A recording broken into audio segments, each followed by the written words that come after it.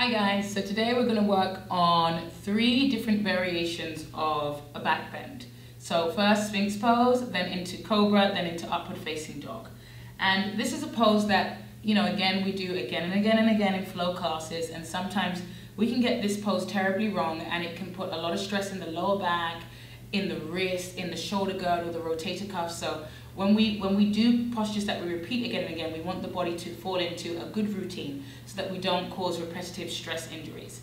So today with me is Star, and she's going to be my model. I'm going to put a block in between her ankles, and I'll talk about that momentarily.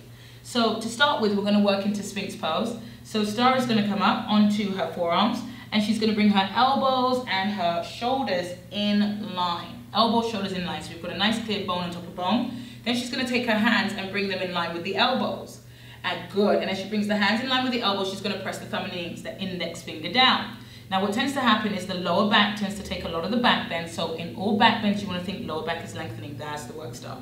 Now from here, she's going to draw her shoulder heads back and think about her upper arms as externally rotating. And this will bring the shoulder blades into the back a little bit more. That's good. Then she's going to think about a coiling sensation up into her thoracic so the shoulder blades move in. Now what tends to happen in most back bends is this, the neck draws back, pardon me, Star. And this can cause a lot of compression on the cervical. So you want to think that the neck is a continuation of your spine, so your cervical is being protected here. So collarbones nice and wide, mid-sternum rising, and the abdomen supporting that. And the tailbone and the buttock flesh is releasing down. And lower all the way down, Star. So now we're going to move into Cobra Pose. So Star's going to bring her hands back, and for this Cobra, we're going to get the hands and the elbows in line. As we bring the hands and the elbows in line, keep your forehead on the mat for now, so we're going to look at the legs now. Now, I've put a block in between Star's legs because for some students, the legs start to externally rotate. So she's going to grab this block, not so much with her inner ankles, because that will assist in the legs externally rotating, but with her outer ankles, so that her inner groins start to spin towards the ceiling, and it releases the pinky toe down and releases the top of the feet. And then she can start to reach out through the mounds of her feet and her big toes. Good. And you can already see that the legs start to get a little bit more inspired. Now the knees are lifted so that the hip flexors start to engage, and as she continues to hold the block, that's the work with her outer ankles, this will give more space in the lower back. Let's move to the upper body. So the shoulders lift up to the height of the elbows. And this is the beginning of your Cobra, yeah? Now already you're going to feel a lot of energy from the back muscles, really starting to fire up and work here. The tailbone roots. Now she lifts the shoulder heads up to elbow height. She's going to move, good, the kidney ribs into the body and start to melt the tips of the shoulder blades in. So she's getting, again, that coiling feeling like Cobra, the snake feeling of this pose. As she presses the hands down, she's going to keep her hands grounded and just try to find traction.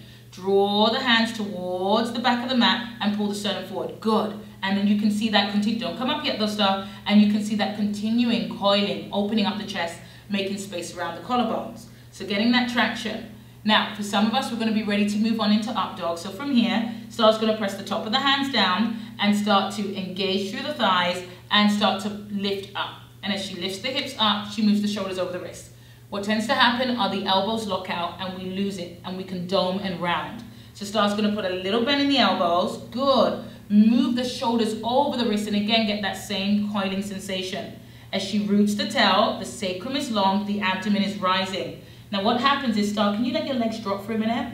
A lot of students sit in the legs. Now in this posture, this can be really, really bad for the lower back. So you want your legs to be lifted. So she engages the legs, she doesn't lift them too high, there's still that curve in the lumbar spine, but she really starts to work into the upper thoracic. Good. Shoulders over the wrist. So for a lot of us, a little bend in the elbows will help to bring the shoulders over the wrist. Collarbones nice and wide. Sides of the abdomen pulling towards the mid-sternum as it rises.